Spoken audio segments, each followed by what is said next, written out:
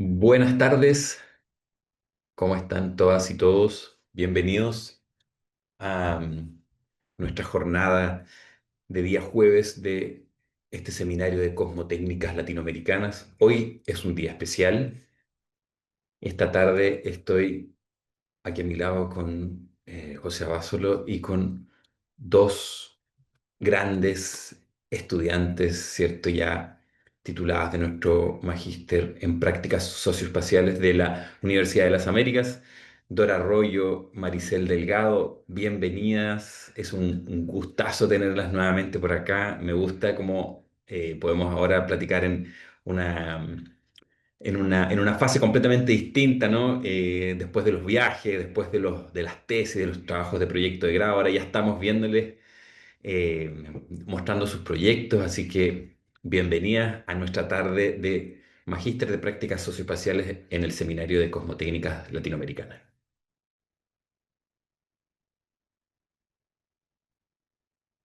Voy a hacer la presentación de Dora Arroyo, con quien vamos a arrancar la presentación de hoy.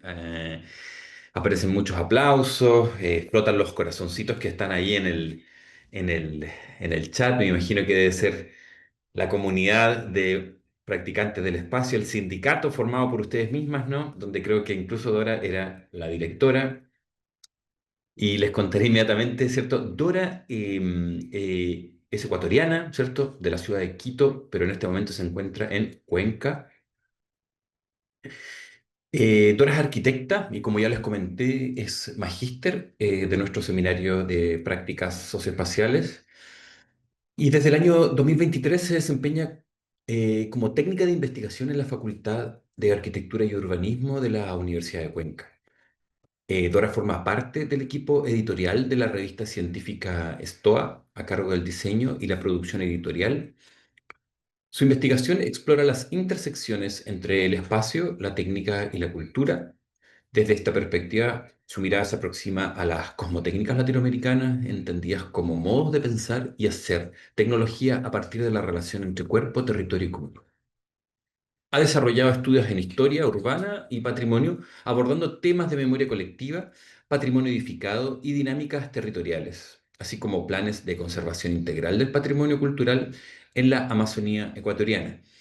Es importante recordar para todos quienes están en este seminario, en este momento conectadas y conectados, que Dora es la diseñadora de toda la gráfica de nuestro estupendo seminario de cosmotécnicas latinoamericanas, que de alguna manera ha recibido muchos elogios. A mí me encanta el ojo y la sensibilidad que tuvo y no olvidar que esto proviene de su trabajo de proyecto de grado, así que hay algo que allí va a emerger hoy día y va a filtrarse entre medio de los bits que nos guían en esta interfaz para poder recibir, ¿cierto?, la presentación de hoy, Dora.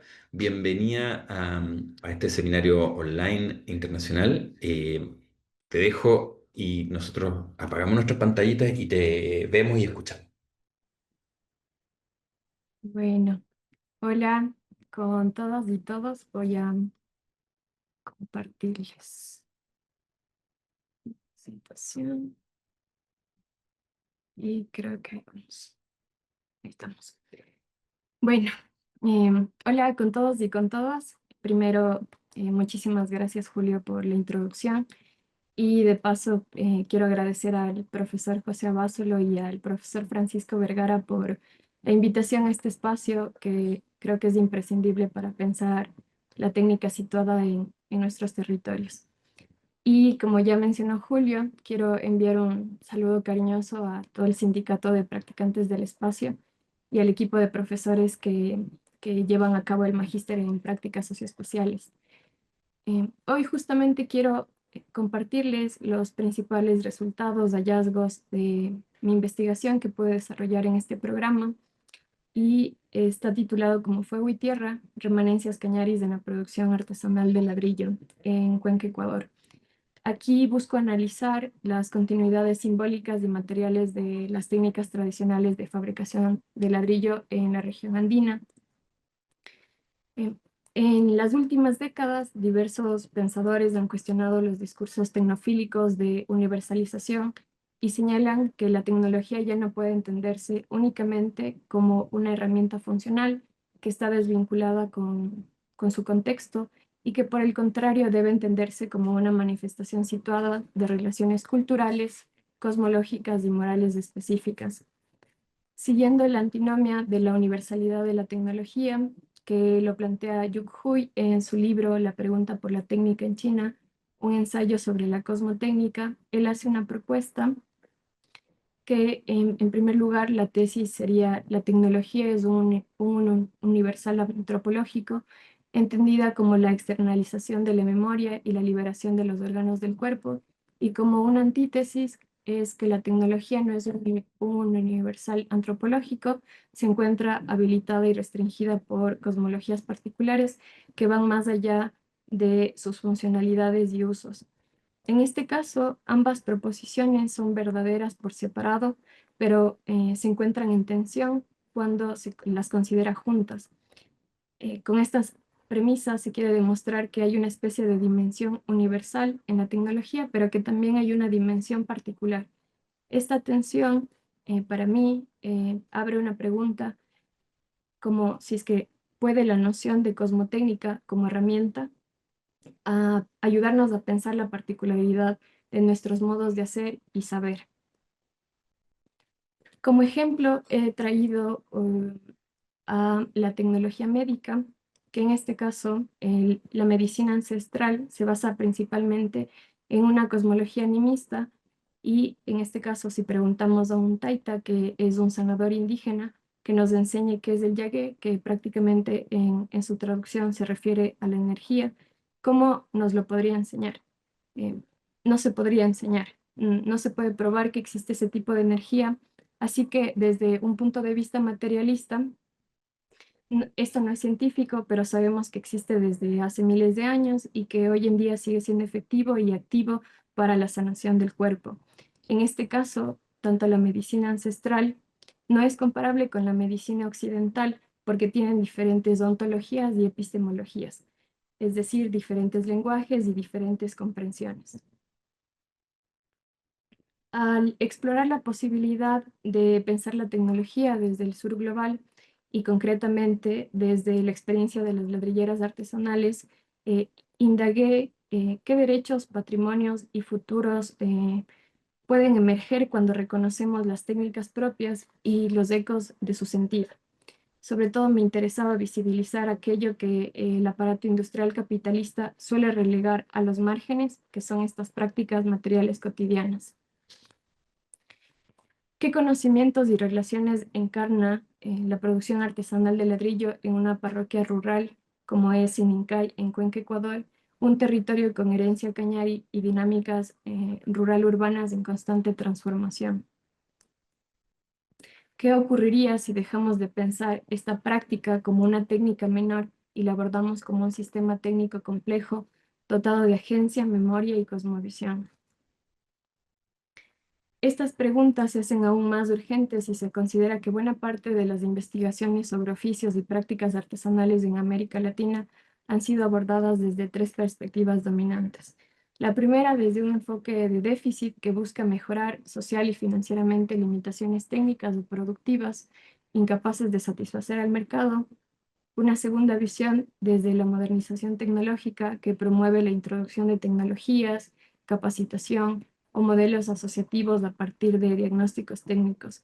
Y la tercera, la orientación turístico-comercial que inserta el producto, objeto o artefacto en circuitos de consumo, despojándolo frecuentemente de sus dimensiones simbólicas y relacionales. Si bien estos estudios han contribuido a visibilizar los oficios y prácticas artesanales, lo despojan completamente de su dimensión relacional y ontológica, convirtiéndolo en saberes y en mercancías básicamente desancladas. Yo aquí propongo otra mirada, otra lectura, y es la de reconocer la tecnodiversidad y sobre todo su espesor semiótico. Ya yendo al caso como tal, la ciudad de Cuenca, que se encuentra en la región andina al sur del Ecuador, es reconocida como Patrimonio Mundial de la Humanidad, ya sea por su autenticidad arquitectónica y paisajística, en la calidad de su arquitectura, que mayormente está construida en tierra cocida y en ladrillo y teja artesanal. Este material ha sido históricamente fundamental en la configuración de su identidad arquitectónica y estética, especialmente desde los siglos XIX, desde el siglo XIX, cuando la ciudad experimentó un importante crecimiento urbano y detrás de este desarrollo material, sin embargo, se encuentra toda una red territorial y social que es mucho más amplia y que se asienta en una parroquia rural como la que es Simincay, que sostiene la demanda de producción de ladrillo para esta ciudad. Bueno, aquí quiero mencionar que esta investigación es cualitativa con base exploratoria que está netamente orientada a la comprensión de esta práctica, que es la producción de ladrillo, desde una perspectiva ontológica espacial.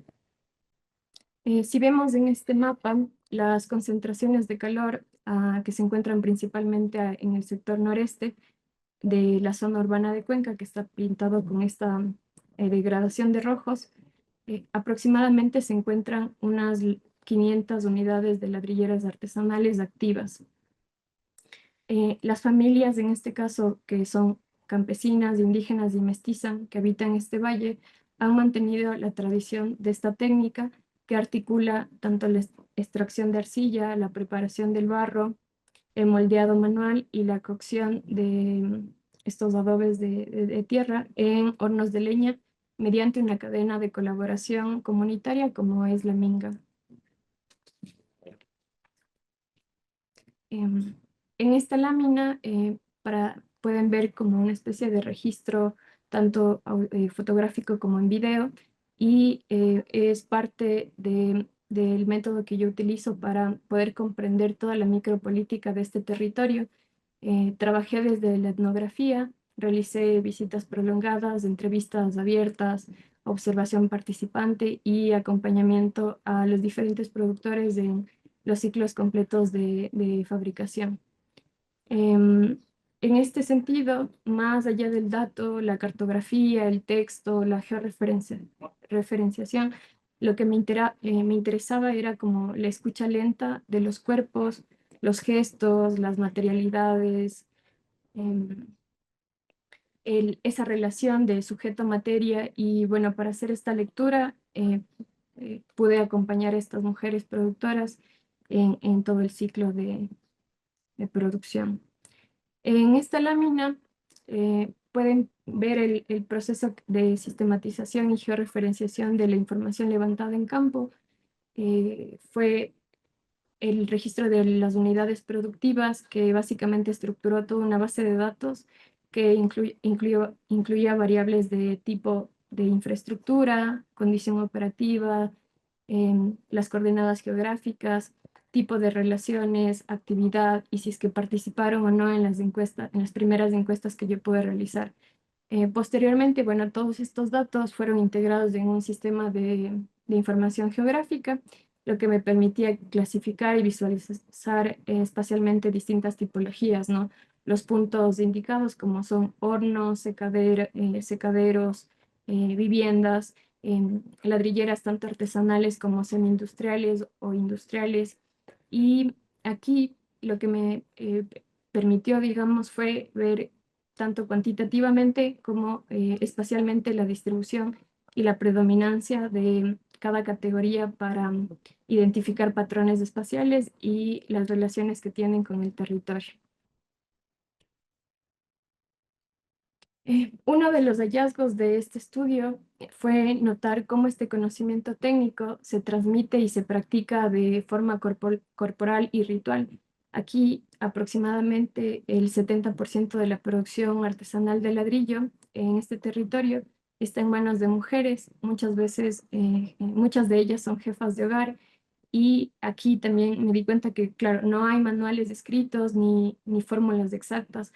Realmente se aprende haciendo junto a otros cuerpos, otras redes, procesos prolongados de imitación y de corrección continua. Las productoras me contaban que hablan de coger el pulso al barro o de sentir cuando el ladrillo ya pide fuego y revelan esa relación casi personificada con el material. se puede hablar de una agencia de la materia. La arcilla aquí no es inerte, impone sus propios tiempos, sus ciclos y habla a través de sus comportamientos. O sea, si es que el barro está muy flojo, no se puede moldear; si es que el barro está muy duro, no se puede quemar, en fin. Y sobre todo aquí es importante esta noción andina que se ha trabajado desde hace muchos años sobre la minga y trabajar en cooperación. Aquí se puede ver diferentes mujeres de diferentes edades que son abuelas, madres, hijas, vecinas y que se reúnen a trabajar en la tierra, comparten la labor y redistribuyen luego el producto. Entonces estos vínculos comunitarios son bastante fuertes. Como segundo hallazgo fue para mí plantear un concepto que lo he denominado taller hogar, que es básicamente un espacio donde convergen tanto el hogar, que es la vivienda, el taller artesanal, que puede ser la ladrillera, el secadero y el horno, y un huerto familiar. En este espacio no existe una separación neta entre un espacio doméstico y un espacio de trabajo. Lo definí como un nodo simbiótico donde confluyen gesto, ritualidad, oralidad, memoria performativa y cuidado del entorno. Además, es una unidad espacial, multiespacial, plástica y relacional que está en permanente rescalamiento, ya sea a nivel corporal o a nivel de ciudad, donde se desdibujan esas fronteras. También cabe mencionar que aquí los flujos, ya sean de comercialización por sus productos, tanto en legumbres como vegetales que se cosechan en su huerto familiar, o los excedentes se venden en la ciudad. Y para mí este concepto de taller hogar captura esa simbiosis, ¿no? Que no es simplemente trabajar desde casa, sino es una manera de habitar el espacio donde tanto la producción material y la reproducción de la vida están entrelazadas. Alrededor de este proceso técnico se generan pequeñas prácticas rituales que vincula la cosmovisión con el oficio. En Sinincay, algunas familias realizan un rezo al iniciar una quema importante. Más o menos cada semana ellos queman entre 3.000 o 5.000, o hay ladrilleras más grandes que queman hasta 10.000 ladrillos. Y en esta quema importante ellas o ellos ofrecen granos de maíz para la Pachamama, para que el fuego y el clima, en este caso, sea favorable. Estas condiciones, aunque discretas, muestran que la técnica, en este caso la de la producción de ladrillo, está imbrincada con lo simbólico, a lo que yo lo he identificado como una dimensión ontológica del saber hacer. Este saber no está del todo verbalizado, como ya había dicho antes, sino está corporalizado, y ahí reside esta memoria performativa en la que la observación y el cobijo con la naturaleza es cotidiano.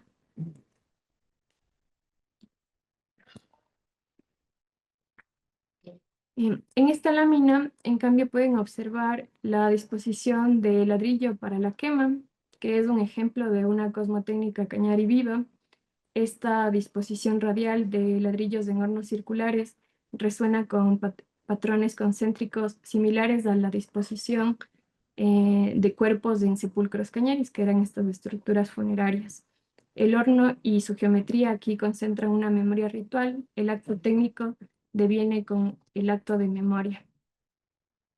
Esta cosmotécnica persiste pese a presiones de industrialización, normativas ambientales, estigmas de informalidad y sobre todo diariamente compiten con el ladrillo industrial barato, que ellos gestionan directamente la extracción de la arcilla, que es desde sus terrenos, y sobre todo también utilizan remanentes de uso de leña de eucalipto para que todo puedan trabajarlo in situ, ¿no? Puedo finalizar diciendo que los oficios y las prácticas artesanales en América Latina son prácticas socioespaciales que no pueden comprenderse únicamente desde la eficiencia productiva, sino deben ser analizados como sistemas sociotécnicos complejos que expresan otras epistemologías y ontologías, como mencioné anteriormente. Y quiero cerrar con este pequeño clip de acá.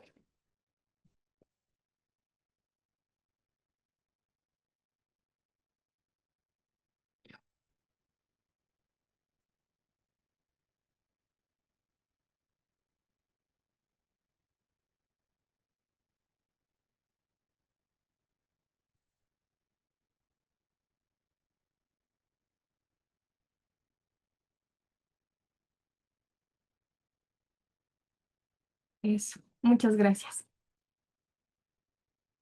Ya, Julio.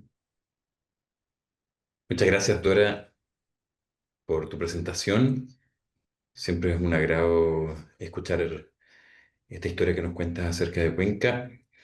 Vamos a hacer las preguntas y los comentarios. Yo le pediría eh, a nuestra audiencia, a nuestro público, que guarde sus preguntas. Vamos a abrir un foro cuando terminemos la presentación de Maricel y así podemos hacer una conversación junto con el profesor Abásolo, junto con Maricel. Así que te agradezco mucho, Dora.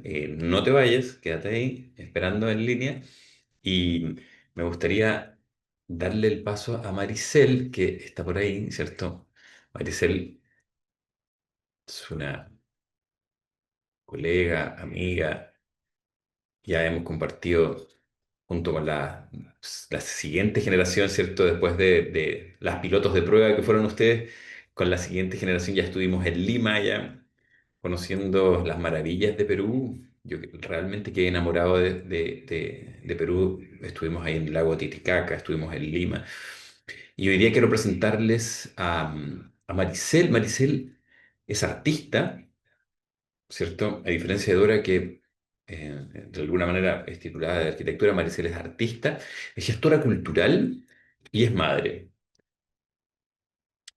Además, ¿cierto? De ser una egresada de nuestro magíster en prácticas socioespaciales, es bachiller, ¿cierto? En dirección de proyectos visuales y fotografía por el Centro de la Imagen de Lima y diplomada en gestión de industrias culturales por la Universidad Católica de Perú. Como artista ha realizado exposiciones individuales en Perú y Canadá, participando de exposiciones colectivas en Lima, Nueva York, Frankfurt, Berlín, París, Arles, Madrid, entre otras ciudades. Recibió el premio Llama de la Asociación de Curadores de Perú por la curaduría de la exposición Nosotros Nunca Terminamos Nada, el año 2020. Recibe además el premio Sura en la Feria de Lima Foto del 2019 y obtiene el tercer lugar, ¿cierto?, del Concurso Nacional de Artes Visuales, Pasaporte para un Artista de la Embajada de Francia el año 2006. Además, ha recibido becas para residencias artísticas en Canadá, Francia, Lituania y España. Como gestora, fue coordinadora de la primera y de la segunda Bienal de Fotografía de Lima y parte del equipo de Futuro Caliente en el Festival de Artes frente al Cambio Climático, llevado a cabo durante la COP14 en Lima. Se ha dedicado a la docencia por muchos años, pero ahora dice que es estudiante, ¿no? Muchos somos eternos estudiantes, ¿no? Estamos permanentemente pasando de un desafío a otro. Y además es responsable de las artes visuales del Centro Cultural España en Lima. Además de ser parte del equipo de gestión de contemporáneas.p y de MAV, M-A-V. Muchas gracias, Maricel, por estar acá. Es un agrado presentarte y va a ser mucho más un agrado escuchar lo que nos vas a contar hoy día. Así que, sin más, muchos aplausos ahí de la colectividad. Te dejamos para que nos cuentes tu presentación. Gracias, Julio. Bueno, primero quiero también agradecer al profesor Francisco y a José por la invitación a compartir el proceso del magíster. Y bueno, voy a compartir.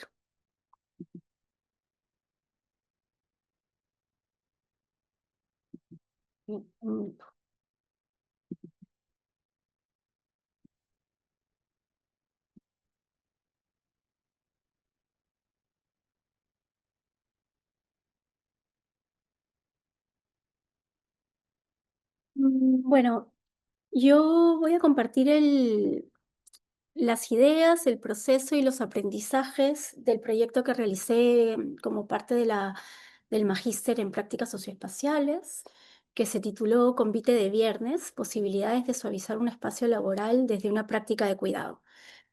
Em, Primero, contar que la investigación surgió en una intersección particular. Por un lado, mi rol como programadora de artes visuales en el Centro Cultural de España en Lima, cruzada por una práctica artística intermitente y un interés en el tema de los cuidados y en particular la dimensión espacial del cuidado. En el contexto de la investigación, entendemos el cuidado como las acciones grandes o pequeñas que contribuyen al sostenimiento de la vida, de seres humanos y no humanos. Consideramos el cuidado como una práctica y responsabilidad social que, si bien ha estado históricamente depositada en hombros de mujeres y relacionada al espacio doméstico, debería ser compartida y desvinculada como exclusiva del ámbito privado. Los feminismos se han dedicado a intentar desmantelar la división sexual del trabajo y señalar la importancia del trabajo de cuidado para la continuación y el desarrollo de la vida. Quiero compartir una frase de la teórica feminista Nancy Fraser, que ofrece una hermosa definición de reproducción social. Abro comillas: la reproducción social se refiere a la creación y el mantenimiento de los lazos sociales. Una parte de esto tiene que ver con los vínculos entre generaciones, es decir, el nacimiento, la crianza de los hijos, el cuidado de los ancianos. Otra parte trata de sostener los lazos horizontales entre amigos, familiares, vecinos y la comunidad. Este tipo de actividad es absolutamente esencial para la sociedad. Es a la vez afectiva y material. Proporciona el pegamento social que sustenta la cooperación social. Cierro comillas. Convite de Viernes se propuso desplazar el tema de los cuidados del espacio íntimo hacia el espacio colectivo. Ofreció la posibilidad de un espacio y tiempo no productivo dentro del tiempo y espacio laboral, que permitiera abrir espacio a la subjetividad y a las prácticas afectivas. El proyecto también se propuso ejercitar la atención y la escucha como una forma de posibilitar vínculos que ensanchen relaciones y que permitan un intercambio más cercano. Entre la primavera de 2024 y el otoño de 2025 se llevaron a cabo 7 convites de viernes, sesiones en las que participaron entre 4 y 12 trabajadoras del Centro Cultural de España, en donde una mesa servida con atención y una práctica creativa colectiva ofrecieron espacio y tiempo dentro del horario laboral para suspender momentáneamente ciertas jerarquías. El proyecto estuvo acompañado por una constelación de ideas que sitúan la vida cotidiana y las prácticas afectivas en el centro de la investigación. Desde la economía feminista se nos expone cómo el sistema capitalista invisibiliza y desvaloriza el trabajo reproductivo. La ética del cuidado, por su parte, nos recuerda el carácter ineludible de la interdependencia humana. El urbanismo feminista me sirvió para confirmar la importancia de visibilizar la vida cotidiana, también poder pensarla como un campo de investigación y ponerla en el centro. Así, la elección del espacio y comunidad de trabajadoras del Centro Cultural fue la opción que mejor honraba el tipo de aproximación al tema que yo quería abordar. Por otro lado, las ideas asociadas al concepto de espacio vivido de Lefebvre me permitieron reflexionar sobre las implicancias que un espacio efímero podría tener, atribuyendo importancia a cómo se percibe y experimenta desde la subjetividad individual y colectiva. Así, el proyecto operó como un dispositivo efímero, un paréntesis, que nos permitió reflexionar sobre la implicancia de los tiempos en la percepción del espacio institucional. Convite de Viernes se desarrolló como una investigación basada en la práctica, en donde se buscó llegar a nuevos conocimientos con una aproximación interdisciplinar, cualitativa, y que incorporara una relación entre el hacer y la teoría. Este método permitió que lo sensorial y la experiencia cobren importancia desde el apunte, la investigación material, la escucha o el trabajo con el cuerpo. Así, la distancia entre el objeto de estudio y la investigadora pudo acortarse, y era algo que yo buscaba con especial interés. Es complejo hacer una selección de las situaciones, impresiones y anécdotas recogidas en el proceso que constituyan lo más relevante para compartir, sobre todo porque han sido microacontecimientos a los que se les ha atribuido atención y que en su conjunto constituyen las fluctuaciones políticas y afectivas que el proyecto posibilitó. Al inicio de la investigación, la propuesta fue colectivizar la pregunta sobre los cuidados en el espacio de trabajo. En, en una serie de sesiones, ¿no? Los trabajadores del Centro Cultural que participaron se convirtieron en agentes activos en la construcción de un espacio común, blando y efímero, donde socializar la pregunta sobre los cuidados y qué lugar ocupaban en la agenda de la institución. Esto fue cambiando y permitiendo que el mismo proceso moldeara la metodología empleada. En la primera sesión participaron 12 personas de todas las áreas del Centro Cultural, personal de seguridad, de limpieza, de administración y de programación. Y en esa primera sesión muchos nos enteramos de algo que marcaría la pauta para los siguientes encuentros. Danivia, una de las personas del equipo de mantenimiento y limpieza, es experta en el bordado ayacuchano, algo que nadie sabía después de convivir con ella durante muchos años. Así, bueno, el bordado ayacuchano, Ayacucho es una región en la Sierra Central del Perú que tiene una larga tradición de bordado, una tradición de la cual el Perú se siente muy orgulloso, de bordado a mano. Y entonces, en esa primera sesión, en donde descubrimos esto, eh, de alguna manera marcó cómo iba a desarrollarse lo que venía y Danivia se convirtió en la maestra, fue la que nos guió en esas tardes de viernes y nos enseñó a bordar. Em, Durante el desarrollo de la investigación aposté por aplicar una pluralidad de métodos de registro. Eso se dio al no encontrar un único método que pudiera dar cuenta de la experiencia e intentando ser respetuoso con las situaciones, anteponiendo ética a la reducción cuantitativa de la experiencia. Responde también a usar recursos visuales propios de la práctica artística que me son familiares: el apunte, el boceto, la cita, el dibujo, el diagrama, la imagen fotográfica. La propuesta es que cada registro puede ofrecer un vistazo desde diversos ángulos que juntos conformen una constelación conectada con lo sensorial, que nos acerquen a una experiencia sin pretender desmenuzarla. También la intención es exponer lo sucedido desde una perspectiva sensible, evocativa, que permita tejer ideas y relaciones para reflexionar sobre la práctica socioespacial desarrollada. Em, En algún momento del desarrollo del proyecto, contemplé la posibilidad de intervenir de manera individual la tela, ese mantel en donde todos estábamos aprendiendo a bordar. Pensé incluir impresiones, ideas que el proceso me había dejado, sumar las citas que me habían acompañado y de paso ser visible o más visible, que de lo que todo eso se trataba era de hablar del cuidado. Este camino hubiera supuesto terminar con una pieza artística en donde yo hubiera recobrado cierta autoría cedida en el proceso de las sesiones. Fue fundamental en este punto desactivar ciertas expectativas para permitir que emerja la práctica. Conforme los convites se iban desarrollando, el mantel fue cambiando, recogiendo algunas huellas del uso, incorporando evidencias del aprendizaje.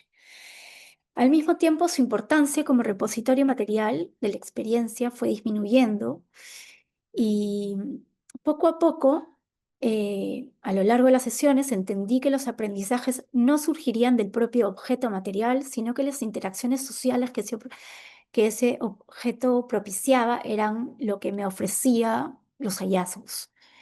El valor no estaba en la puntada hecha en la tela, sino en la conversación que esa puntada detonaba y la cercanía que ofrecía. Em, Tomando ciertas ideas de Gayatri Spivak, encontré que la situación de subalternidad en el Centro Cultural de España supondría entonces aquellos puestos de trabajo con menos agencia y menos poder de representación, es decir, los del equipo de limpieza. La limpieza y el mantenimiento es un trabajo que se lleva de manera absolutamente silenciosa y en cuyos resultados apenas nos detenemos, por asumirlos como algo dado. Una oficina limpia, un bidón de agua lleno, una galería encerada, un jardín y un patio bien mantenidos. El proyecto resultó, sin proponérmelo, inicialmente y gracias a, creo, a la metodología empleada, en un espacio que privilegió a los sujetos subalternos dentro de la institución, otorgando protagonismo a las personas vinculadas al trabajo de limpieza y mantenimiento, eh, que es un trabajo realizado por Danivia, Raúl e Ingrid. Em, la forma escogida para visualizar el proceso fue una pieza editorial, ¿no? En el momento de encontrarme que este proceso debía ser compartido, bueno, con la comunidad académica del magíster, encontré que una forma posible de compartir los hallazgos era a partir de una pieza editorial, em, cuyo objetivo es abrir otras maneras posibles de compartir la experiencia, menos regladas que los formatos exigidos por la academia. El diseño de la pieza no sigue un orden cronológico ni está determinado por capítulos, sino que su intención es hacer convivir las reflexiones teóricas, los dibujos, el relato de los convites, las citas, las fotografías, las dudas y titubeos, los aprendizajes, para ofrecer una visión amplia y sensible de la experiencia. Se trata de un espacio de libertad que me permite compartir el proceso, los faros teóricos, las reflexiones propias, las intuiciones de una manera más cercana a mi sensibilidad estética. Su intención no es compartirse como un modelo o protocolo replicable, ni dar voz a quienes han participado, ni representar la experiencia de una manera objetiva. La propuesta de esta pieza editorial es ofrecerse como un relato en primera persona de la experiencia de Convite de Viernes. A pesar de que el proyecto no se propuso, como acabo de decir, como un modelo replicable de activación y también aceptando que tampoco es capaz de arrojar unos resultados concretos y mucho menos cuantificables, ni de proponer un protocolo, considero, después de la experiencia, que las reuniones eh, alrededor de una mesa servida con atención y una actividad creativa compartida son estrategias replicables que tienen el potencial de propiciar cambios y activar procesos duraderos. La metodología me permitió tomar distancia del tema, investigar, para, por contradictorio que pueda sonar, adentrarme en él y ponerlo en práctica. En este movimiento investigativo, la práctica ha expuesto el potencial que puede tener una operación sencilla como delimitar un espacio y tiempo compartido para ampliar otras formas posibles de percepción del espacio laboral.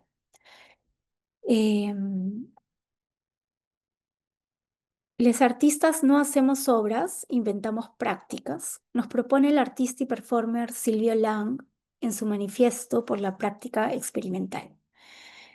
La investigación se movió en esa dirección, privilegiando la experiencia y nuevas formas de relacionarnos en un entorno laboral, eh, donde el objetivo inicial fue hablar de los cuidados fuera del campo privado, del espacio privado, pero donde luego de la experiencia entendí que lo que terminó sucediendo en el proceso es que el espacio y el tiempo se convirtieron en una práctica de cuidados en sí misma.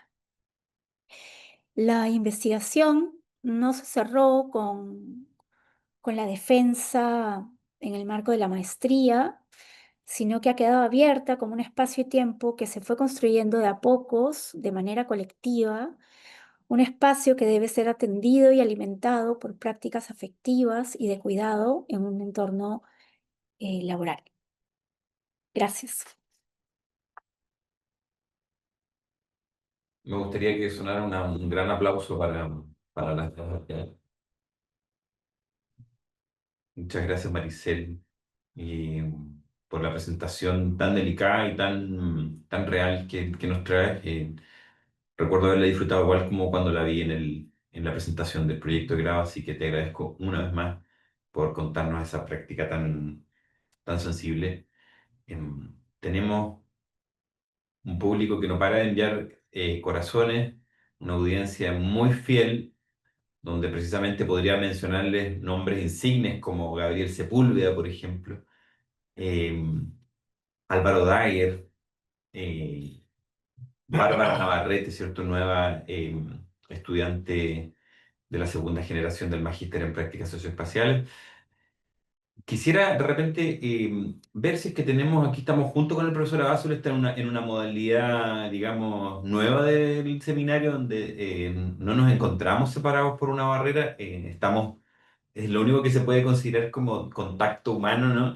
Y me gustaría ver si es que el público tiene, la audiencia tiene alguna consulta, si quiere hacer una pregunta. Yo conozco vuestros proyectos y siempre voy a tener cosas nuevas que consultarles, pero me gustaría saber, a ver, profe Abasolo, que se maneja mucho mejor que yo en esta plataforma, ya está abriendo el chat si es que tenemos preguntas y respuestas. Es que tenemos la posibilidad de permitir hablar a alguien que está fuera de este como Este universo. espacio. Entonces, alguien que quisiera como tomar la palabra, hacer una pregunta, nos escribe aquí en el chat y nosotros podemos apretar y darle la palabra. Y mientras nuestra audiencia piensa en qué consultar, quisiera preguntarle a Maricel, que fue quien presentó al final, ¿no? Como en el convite de viernes, yo recuerdo que tú nos mencionabas, tú señalas siempre que el proyecto no está hecho para ser un modelo replicable, ¿no? Pero de alguna manera el convite tiene, para mí en lo personal, tiene cosas maravillosas como llegar a invertir las jerarquías dentro de un lugar de trabajo, lo que creo que me imagino que se deben haber otras modalidades para desarrollar, pero creo que esta es una de ellas en que utiliza el hacer, ¿no? Como una forma de incluso ir dejando registro.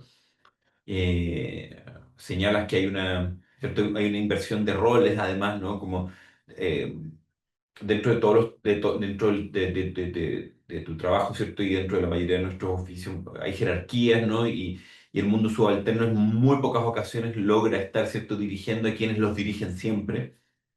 Y eso creo yo que es uno de los hallazgos y uno de los resultados más interesantes del proyecto en cuanto a cómo logras tú invertir los roles. Y hay algo que me gustaría que le contaras también a la audiencia, ¿no? Como cuando tú vienes a hacer el proyecto de grado y a presentarlo acá a Chile, el convite sigue desarrollándose. O sea, de alguna manera se establece allí como una inercia, ¿no? Como una inercia que tus compañeros no quieren dejar. Me gustaría saber cómo se han producido ese tipo de energías, ¿no? Si se han tendido a diluir o si de alguna manera ha habido una búsqueda de innovarlas o de modificarlas incluso. Sí, bueno, lo que comenzó a suceder mm, en el contexto del magíster hice 7, 8 sesiones y lo que comenzó a suceder bastante pronto es que yo ya no las proponía, sino que de pronto Ingrid o Danivia, sobre todo, me decían, hace 3 semanas no nos juntamos, ¿cuándo nos vamos a juntar a abordar? ¿No? Entonces, de alguna manera, em, ya no era yo la que tenía que impulsarlo, ¿no?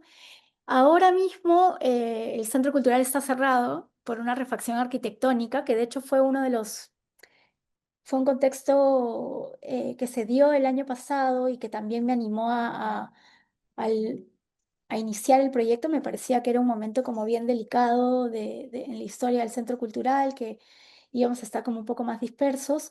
Entonces, ahora mismo está parado los convites, digamos, pero yo creo que apenas volvamos a estar en un lugar propio, se van a retomar, ¿no? Y como digo, para mí lo que sucedió fue que era un espacio, creo que una cosa importante es que sucediera en el horario laboral.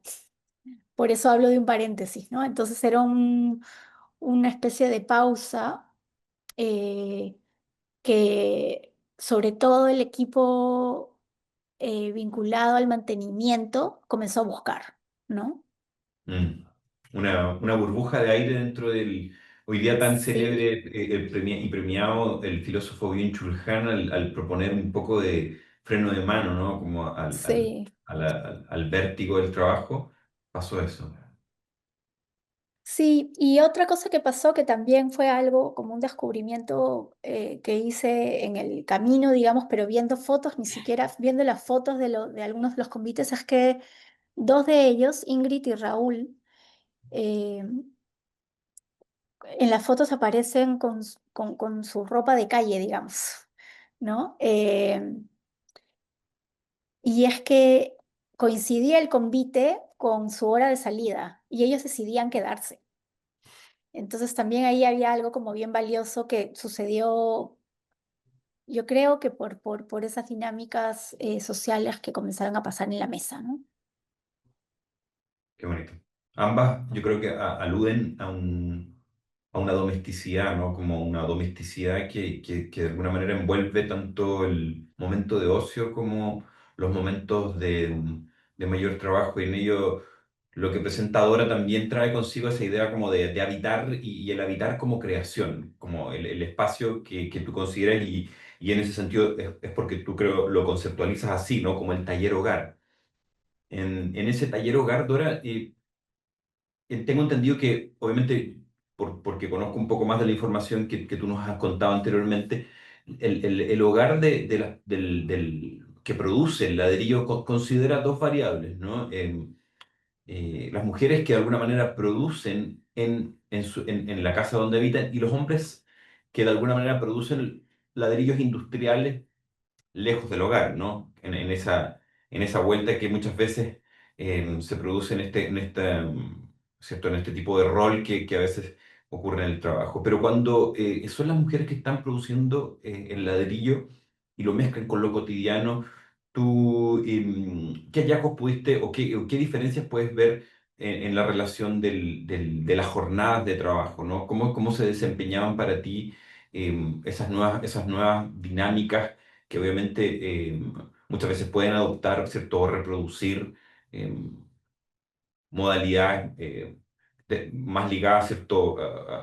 Al trabajo de los hombres, o se producen cambios y de alguna manera esto de alguna manera genera otro tipo de ambiente en cuanto a la producción del ladrillo. Sí, y también para complementar lo que dice Julio, Julio dice que se mezclan. Yo creo que el dibujo que hace Dora, la representación de esta, tú le llamabas taller hogar, pero a mí me gustaría agregarle huerto, porque en el dibujo aparece como la componente del huerto muy presente. Entonces uno entiende el dibujo como esa producción social conformada por la producción de la vida imbricada con la producción de lo material.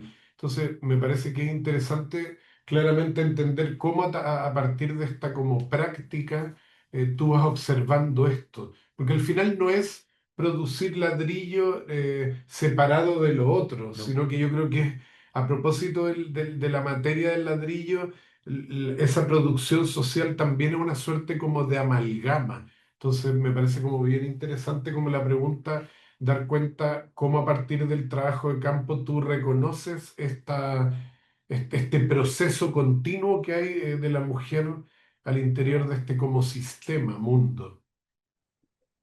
Sí, bueno, justamente respecto a las diferencias de roles de género que mencionaba Julio, a ver, Cuenca, o al menos provincias del sur del Ecuador, han sufrido como una fuerte migración en los últimos años. Y migración respecto a hijos, a esposos, a Estados Unidos, a España. Entonces, el territorio que yo visito es las mujeres cuidadoras que quedan en territorio, ¿no? Y también cuando estuve conversando con ellas, me contaban que dentro de las fases, digamos, de producción, para ellas la más difícil era la quema de ladrillo, porque esa quema o esa actividad específica la hacían los hombres. Pero como hubo este efecto de migración, claro, tuvieron que ellas hacer todas las actividades y también ahí se afianza esta idea de apoyarse con otras vecinas o con otras tías o con más mujeres, ¿no? Otra cosa también es que, a ver, si hay hijos, si hay esposos, prefieren no trabajar en una ladrillera artesanal, porque a pesar de que hay una presencia súper fuerte de ladrilleras artesanales, también hay unas pocas fábricas ya industriales y han cambiado este rol de trabajo comunitario, cooperativo, digamos, por el jornal, o sea, que les paguen diario, la mensualidad, procesos más rápidos, procesos ya maquinizados, entonces ya se rompe ahí netamente toda esa relación con el entorno. Y de ahí con el taller hogar, claro, o sea, la relación que tienen con los huertos familiares, si yo hablo de una presencia súper fuerte de la producción artesanal, también hay huertos familiares súper, o sea, la presencia es súper fuerte, o sea, y estas mujeres trabajan la tierra no solamente para producir lo material, digamos, sino también el consumo. Por eso yo lo llamo como una unidad simbiótica, ¿no? Porque producen tanto el material como las huertas, tienen su huerta y la tierra les provee de todo, ¿no? Alimento, el material para sus economías mínimas. Entonces, sí, por ese sentido yo lo llamé como un taller hogar porque lo doméstico puede relacionarse con el huerto trabajado, digamos así, y el hogar, el taller ya es más como de la producción. Pero es interesante porque, o sea, para mí poder entender como el trabajo que no solamente es una mamá o es una tía o algo, es como también les enseñan a sus hijos a que puedan trabajar un huerto lo que yo hablaba del respeto a los ciclos, era como saben específicamente cuándo tienen que sembrar o cuándo tiene que descansar la tierra. Entonces no es que siempre pueden extraer la arcilla o no es que siempre pueden sembrar o qué tipo de legumbres o de vegetales también pueden sembrar. También es interesante que en esta zona, ah, por el hecho de que producen ladrillo, no se puede sembrar el maíz, pero ellos tienen una relación muy directa con el maíz. Entonces, van saliendo estas cositas en conversaciones que solamente uno puede anotar y tomarlas en cuenta cuando está en territorio. Ujú. Muy interesante que cuando arrancas tu presentación en, en este llamado, ¿no? En esta pregunta por la técnica, eh, y que nos invita a hacer una especie de tarea, ¿no? Que Yuyuy nos encomienda a buscar esas técnicas latinoamericanas, realmente encuentras lugares donde los ciclos de la naturaleza, el lugar donde estamos insertos, ¿no? Esta idea como que nos decía en la mañana la presentadora, que esta idea de que nosotros nos escindimos del entorno donde vivimos ha producido una cantidad de problemas enormes en relación a cómo leemos y cómo somos capaces de tener nuestros radares bien despiertos como para poder entender las fluctuaciones del entorno. Me gustaría abrir el espacio y responder de a poquito las preguntas que van llegando. De por sí hay muchas felicitaciones al trabajo. Dora, presidenta, y Maricel, ministra del sindicato, dicen por ahí. Pero me gustaría leer una pregunta que nos hace Bárbara Navarrete, que es arquitecta de la Universidad de las Américas y actualmente alumna del Magíster en Prácticas Socioespaciales. Bárbara Navarrete nos dice, hola, ¿qué lugar ocupa el trabajo invisible, entre paréntesis, doméstico, afectivo, textil, en tu investigación? Me imagino que eso irá hacia Maricel. Y otra pregunta, dice, ¿Qué ocurre con ese mantel bordado, ya que es el saber y la experiencia la que se revela? Pero ¿qué ocurre con el material físico del oficio después de su término de investigación? Siempre estaba esa pregunta de, ¿no? ¿Qué pasa con el mantel como interfaz? Muchas gracias, Bárbara, por la pregunta. Gracias, Bárbara. Bueno, primero, ¿qué lugar ocupa? La primera pregunta, ¿qué lugar ocupa la práctica textil, digamos, si entendí bien, como en mi cotidiano, ¿no? O sea, fuera del proyecto, yo no sabía bordar, ¿no? Sin embargo, soy tejedora, soy parte de un grupo de tejido, entonces digamos que las fibras y la cuestión manual es algo que me interesa mucho, a lo cual me siento muy cercana. Y por otro lado está el tema del cuidado, ¿no?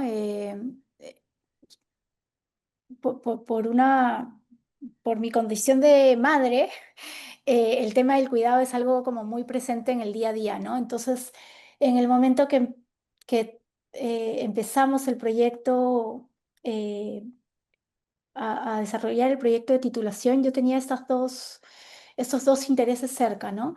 Y, y la decisión de trabajar en el Centro Cultural eh, fue porque el sociólogo Ray Oldenburg denomina el lugar de trabajo como el segundo lugar, ¿no?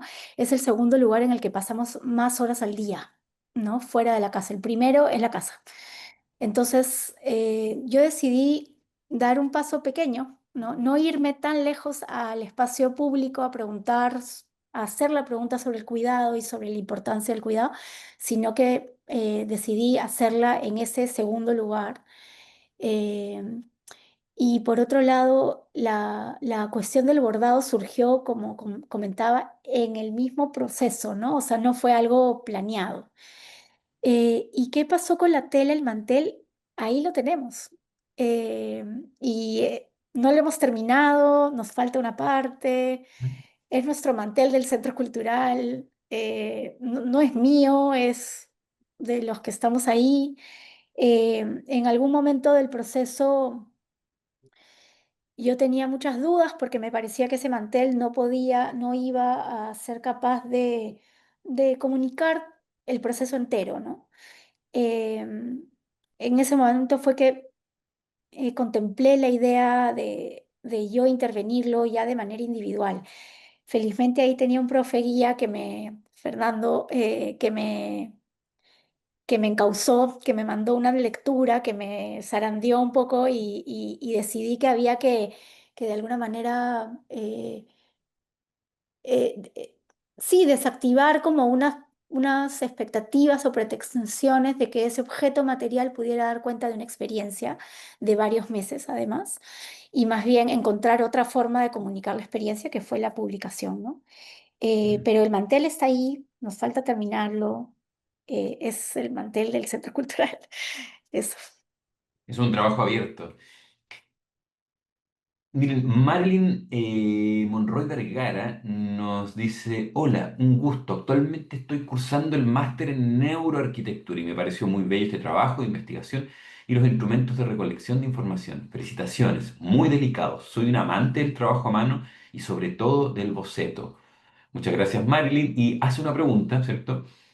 Y esta pregunta tiene que ver con las referencias. Yo creo que entendiendo, tratando un poco de entender y haciendo un resumen de lo que pregunta Marilyn, ella quiere como, ¿qué tipo de referentes, qué tipo de textos leyeron en relación a estas expresiones corporales, ¿no? Y yo creo que podríamos a lo mejor arrancar con Dora y después con Maricel como para que nos cuenten un poco cuál fue qué sé yo, el estado del arte que les informó acerca de su trabajo, las referencias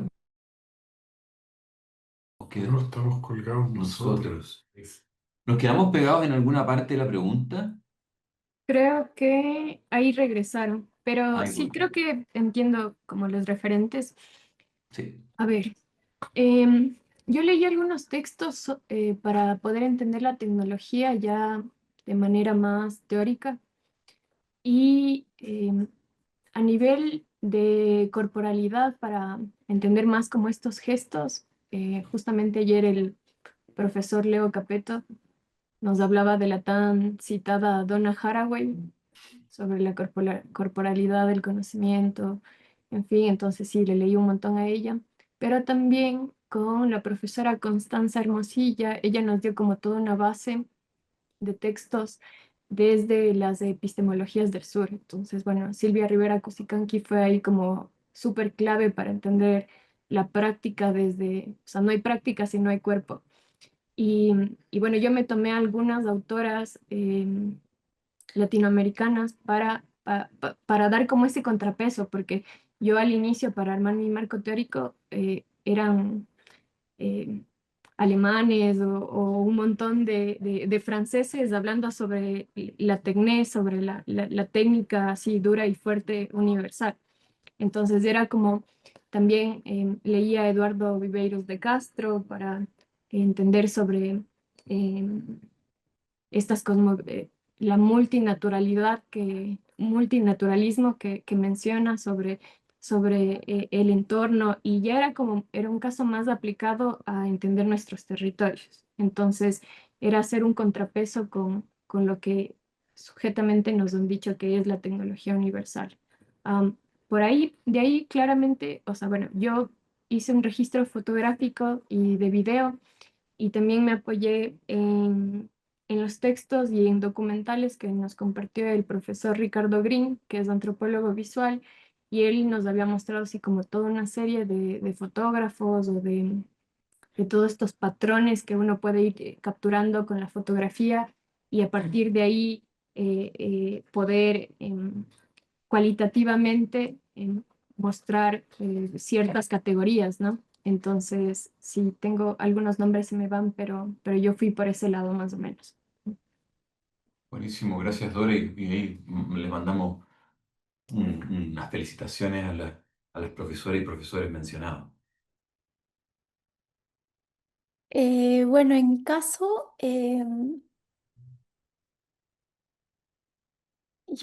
bueno, sobre todo, yo ya venía con un interés como muy grande en teoría feminista.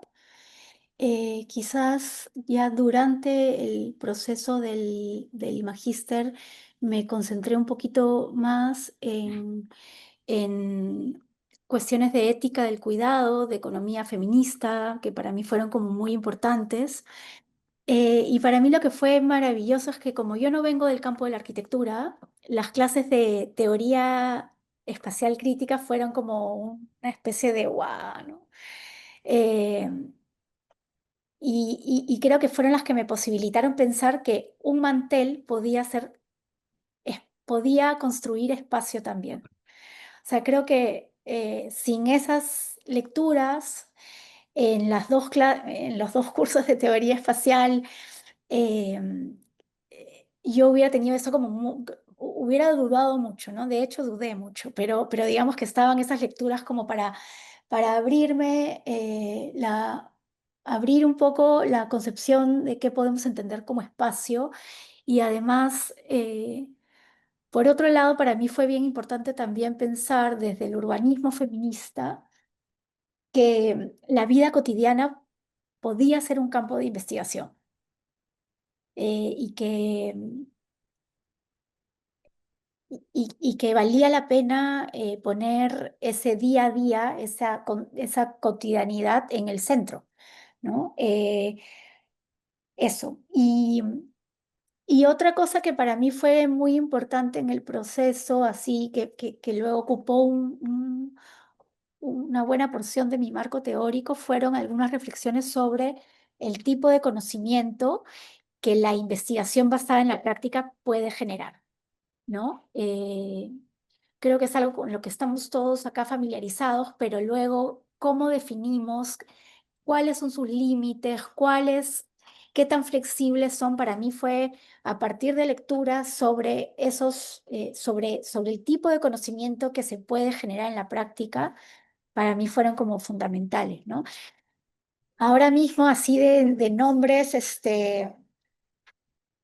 pienso, bueno, en el colectivo Punto 6 del urbanismo feminista, eh, en una autora, bueno, que escribe Brugère, de la ética del cuidado, por ejemplo. Eh, sí, bueno, se me van nombres, pero más o menos ese fue el marco teórico, digamos, y sobre todo, como digo, las clases para alguien que no viene del campo de la arquitectura, esas lecturas que revisamos en las clases de teoría espacial me permitieron entender el espacio en un sentido mucho más amplio, ¿no? Sí, yo creo que hay varias cosas que se cruzan en la conversación. A mí me gustaría como siempre estar como pivoteando sobre el programa del magíster, porque este bloque está dedicado a eso, literalmente, y primero que nada, a ustedes las invitamos porque creemos también, junto con Pancho Vergara, con quien hicimos como la curatoría de este seminario, que tanto la investigación de Dora como la de Maricel calzan bastante a la perfección con la idea del seminario. Un seminario que en su cuarta versión ha transitado por varias temáticas, y obviamente este año recalan la idea de las cosmotécnicas, también porque han aparecido con mucha fuerza en el contexto del magíster. Eh, pero me parece que es interesante como la revisión y discusión del trabajo que han hecho ustedes y bueno, el de sus compañeros y compañeras que queda afuera, porque en él se da una particularidad que yo creo que no es común. Generalmente la investigación se suele hacer muchas veces a puertas cerradas, Mm. y creo que el trabajo de ustedes o la investigación que han desarrollado ustedes tiene una componente que logra mezclar justamente la teoría, estos como insumos que yo traigo a presencia de afuera, pero que no logran tener no logran tener una bajada si no es a través de lo situado, ¿cierto? De desarrollar, de convertir la investigación en una práctica. Ahí hay un ir y venir de la investigación que yo creo que es muy propia quizás de los métodos, de justamente del equipo humano que converge en este programa y Sí, que es verdad. me llama mucho la atención que a la hora de hacer una pregunta que no viene preparada, viene del público, tanto Dora como Maricel, las referencias terminen siendo los mismos profesores dentro del programa. Yo creo que eso da cuenta un poco también del proceso y quizás también abrir esa discusión con ustedes, y me gustaría como que se refirieran a lo aprendido dentro del magíster. O sea, no quiero pensar en que ustedes llegaron de una forma y salieron de otra, pero sí hay cierta como una cierta referencia a la manera de hacer en cuanto a ir cambiando en sus métodos o integrar nuevas herramientas. Y solo para agregar, yo creo que yo lo sigo pensando todavía, ¿no? Como pilotos de prueba, ¿no? Esta era una nave que no estábamos claros si volaba, ¿no? Y de alguna manera me estuve leyendo un libro del viaje desde Perú hasta la Polinesia de un noruego que se llama Thor Heyerdahl, que él suponía que a través de balsas iba a cruzar el Pacífico, ¿no? Lo que no sabían sus tripulantes es que eso era un piloto de prueba. O sea, la balsa podía naufragar fácilmente. Yo creo que eso fue un poco la primera horneada, ¿cierto?, que sale de este magíster. Y con esa valentía y con esa, digamos, y ese arrojo, me parece que el equipo de 12 profesionales que se sumaron allí marcó para mí esa impronta que tiene hoy día el posgrado, que en definitiva es un posgrado que se va haciendo en el camino y que se va haciendo con ustedes. Entonces, yo creo que en ese sentido la pregunta de José es muy atingente. Dale, Dora. Bueno, para mí fue una experiencia increíble, o sea, desde el formato, que bueno, es un formato virtual que es como súper cómodo también si es que tenemos otras prácticas profesionales. Yo creo que, y también raro a la vez, ¿no? Porque a veces la virtualidad o sea, nos corta ciertos espacios así de reflexión o el simple hecho de poner ahí la cámara y vernos en la pantalla.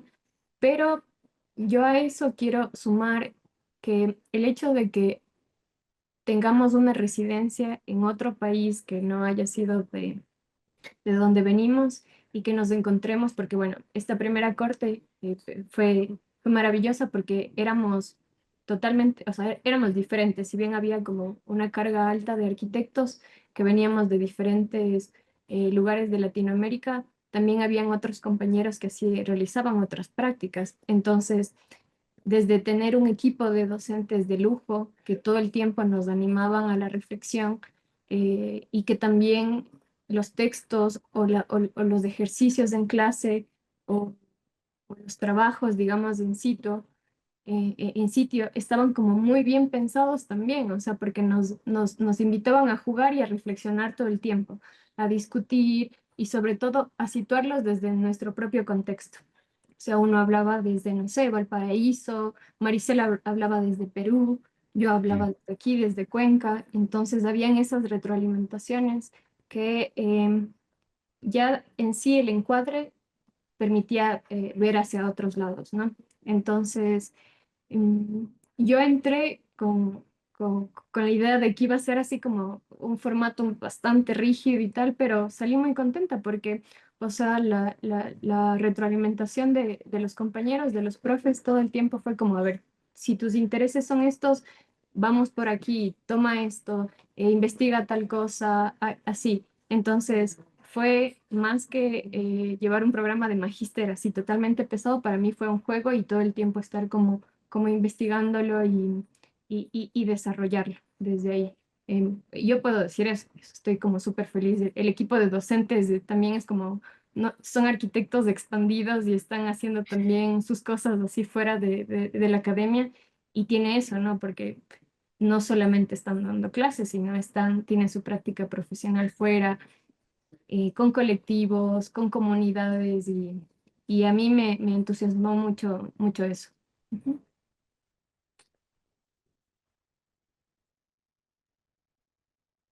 Bueno, en mi caso, un poco lo que comentaba hace unos momentos, yo al no venir del campo de la arquitectura, para mí fue como,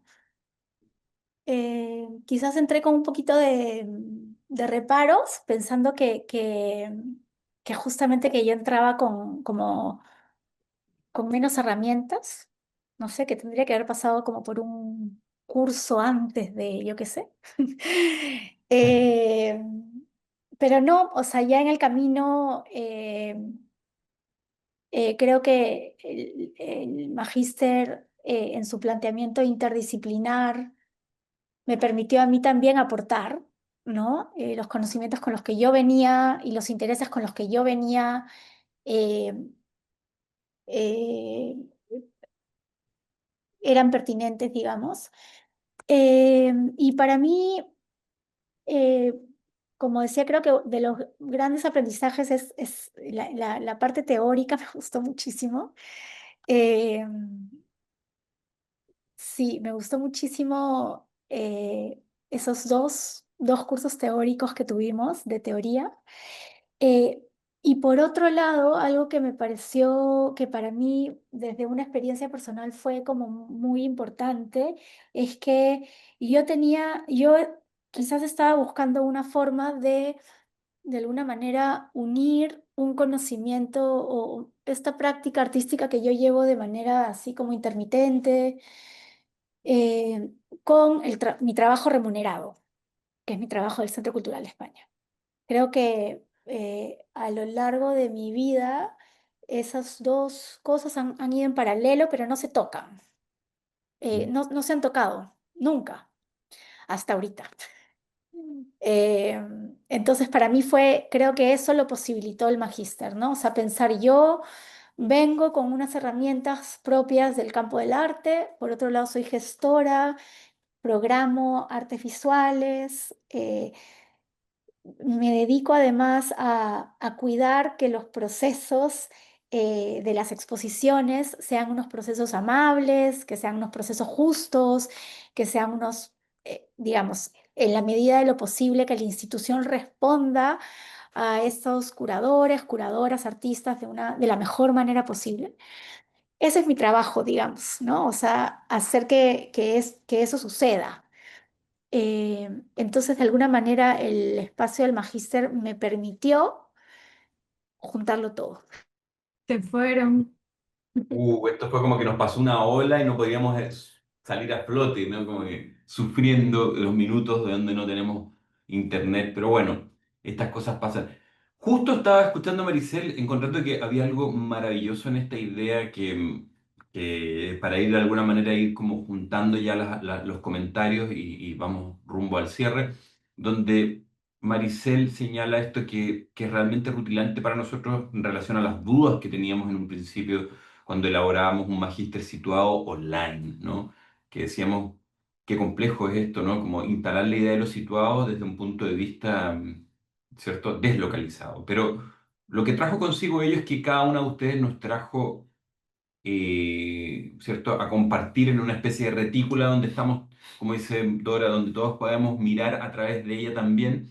Nos trajo vuestros hogares, vuestras ciudades, vuestros trabajos, y todo lo que trae consigo ello, ¿no? La cultura que viene detrás de ello, las maneras de ver el mundo que están en un continente tan rico como Latinoamérica. Ayer Leandro Capeto nos comentaba un poco, incluso con esa visión que tiene uno cuando vive afuera, ¿no? Como la riqueza de nuestro continente, que es realmente un crisol. Uno posiblemente con esa riqueza cultural entiende el lo que ocurrió en la colonia, ¿no? Lo que ocurrió como en el despojo, ¿no? Porque realmente es un continente extremadamente rico en cuanto a paisajes, prácticas, riqueza cultural y de significados también. Entonces, yo creo que el punto exacto en donde nos encontramos, quienes están deslocalizados y de alguna manera cómo vamos ofreciendo esos conocimientos a nuestras compañeras y compañeros. No por nada, ustedes llevan ahí colgada, yo los veo ahí una piocha que señala, ¿cierto?, un espacio hermoso que han construido, que es el Sindicato de Practicantes del Espacio.